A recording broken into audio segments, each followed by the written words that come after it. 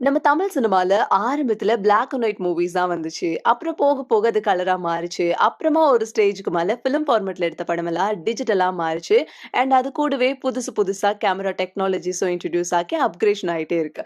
Cinematography சைட்ல புதுசு புதுசா ட்ரோன் ஷாட்ஸ் அண்ட் மோக்கபோட் ஷாட்ஸ்ன்னு நெறைய இன்ட்ரோடியூஸ் ஆகி ஒரு புது விஷுவல் எக்ஸ்பீரியன்ஸ நம்ம ஆடியன்ஸ்க்கு நம்ம தமிழ் சினிமா கன்டினியூஸா குடுத்துட்டே இருக்குன்னு சொல்லலாம். ஃபர்ஸ்ட் டைம் கோலிவுட்ல பீஸ்ட் படத்துல மோக்கபோட் ஷாட்ஸ இன்ட்ரோடியூஸ் பண்ணி வச்சாரு டிஓபி மனோஜ் பத்மஹாசா. அப்புறம் அத கன்டினியூஸா விக்ரம், லியோன்னு நெறைய படத்துல யூஸ் பண்ணாங்க. அண்ட் இப்போ ஒரு கட்டத்துல மோக்கபோட் இல்லாம ஒரு பெரிய கமர்ஷியல் படமே இல்ல, வராது அப்படின்ற மாதிரி இருக்கு. என்னதான் மோக்கபோட் ரெண்டலே கிட்டத்தட்ட பல லட்சங்களா இருந்தாலும், பட்ஜெட் எல்லாம் பொருட்படுத்தாம முடிஞ்ச அளவுக்கு எப்படியாவது அத யூஸ் பண்ணிடணும் அப்படின்னு நெனைக்கிறாங்க. இப்படி போட்டு செலவ பொருட்படுத்தாம புது புது டெக்னாலஜிஸ யூஸ் பண்ணிட்டு இருக்கப்போ, காஸ்ட் எஃபிஷியன்ட்டா அதே நேரத்துல மேன் பவரும் கம்மியா நம்ம நெனைக்கிறத அச்சீவ் பண்ற மாதிரி ஒரு டெக்னாலஜிக்கல் அப்கிரேஷன் வரப்போ, யாராச்சும் அத யூஸ் பண்ணாம விடுவாங்களா? ஆமாங்க. ஏஐ டெக்னாலஜி பத்தி தான் பேசுறேன். ஏஐ டெக்னாலஜினால என்னதான் பல பேருக்கு வேல போகுது அப்படின்ற நிலைமை இருந்தாலுமே, அத ப்ரொஃபிஷியன்ட்டா யூஸ் பண்றப்போ செலவு அண்ட் மேன் பவர்லாம் நெறைய குறையுது. And நம்ம கஷ்டப்பட்டு பண்றதெல்லாம் ஈஸியா நம்மளால அச்சீவ் பண்ணிடவும் முடியுது. இப்படி எஃபிஷியன்ட்டா இருக்க ஏஐ டெக்னாலஜிய தமிழ் சினிமால இதுவரைக்கும் எந்தெந்த படத்துலலாம் யூஸ் பண்ணியிருக்காங்க, எதுக்கெல்லாம் யூஸ் பண்ணியிருக்காங்க அப்படிங்கிறத டீட்டெயிலா இந்த வீடியோல பார்க்கலாம். வாங்க வீடியோக்குள்ள போலாம். AI animated sequences. கார்த்தியோட ஆக்டிங்ல வினோத்தோட டிரெக்ஷன்ல தீரன் அதிகாரம் 1ல வந்த அனிமேட்டட் சீக்வென்ஸ பல பேர் பார்த்து பாராட்டுனாங்க. அண்ட் அது நம்ம ஆடியன்ஸ்க்கு புது ஒரு சினிமாட்டிக் எக்ஸ்பீரியன்ஸையும் கொடுத்துச்சு. ஆனா இந்த அனிமேட்டட் சீக்வென்ஸ சீரிஸ் ஆஃப் டிராயிங்ஸா வரைஞ்சு அப்புறம் அத மோஷன் கிராபிக்ஸ் மெத்தட்ல கஷ்டப்பட்டு அச்சீவ் பண்ணாங்க. ஆனா இப்போ லாஸ்ட் இயர் சத்யராஜ் பசந்த் ரவியோட ஆக்டிங்ல வந்த வெப்பன் படத்துல ஏஐ டெக்னாலஜியை வச்சு டைட்டில் கார்டுக்கு அப்புறம் வர அனிமேட்டட் சீக்வென்ஸ அவுட் அண்ட் அவுட் ஏஐலயே அச்சீவ் பண்ணிருக்காங்க. முன்னாடிலாம் அனிமேட்டட் சீக்வென்ஸ ஒண்ணு பண்றதுக்கு நிறைய விஎஃப்எக்ஸ் ஆர்டிஸ்டோட உழைப்பும் அண்ட் அதிகமான டைமிங்கும் தேவைப்பட்டுச்சு. ஆனா இப்போ ஏஐ டெக்னாலஜி வச்சு அது ஈஸியாவே அச்சீவ் பண்ணிடுறாங்க. De ageing.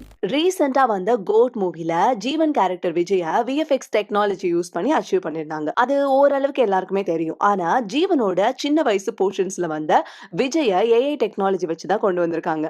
அதுல என்னதான் ஏகப்பட்ட ஃபிளாஸ் அண்ட் ஐபால்ஸ் எல்லாம் மேட்ச் ஆகலனாலுமே போக போக இன்னும் ஏஐ டெக்னாலஜியோட வளர்ச்சினால இந்த டி ஏஜிங்லாம் ஃபியூச்சர்ல இன்னும் ரொம்ப ஈஸி ஆகிடும். அண்ட் அதே நேரத்துல பிசுரே இல்லாம நம்ம பண்ணிட முடியுங்க.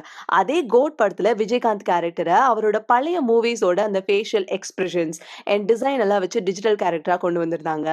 இதெல்லாம் இல்லாம இப்போ வோசோ ஏஐ, ராஸ்க் ஏஐன்னு பல ஏஐ கேரக்டரோட லிப் சிங்கையே டயலாக்ஸ் கூட மேட்ச் எல்லாம் பண்ற அளவுக்கு வந்திருக்கு. Using voice of late singers. First நம்ம இசைப்புயல் ஏஆர் ரஹ்மான் ரஜினிகாந்தோட ஆக்டிங்ல லாஸ்ட் இயர் வந்த லால் சலாம் படத்துல வர திமிர் எழுடா சாங்குக்கு மறைந்த சிங்கர் பம்மா பாக்கியா அண்ட் ஷாகுல் ஹமீதோட வாய்ஸ ஏஐல ஜெனரேட் பண்ணி அவங்களோட ஃபேமிலி கிட்ட அபிஷியலா பெர்மிஷன் வாங்கி யூஸ் பண்ணியிருந்தாரு.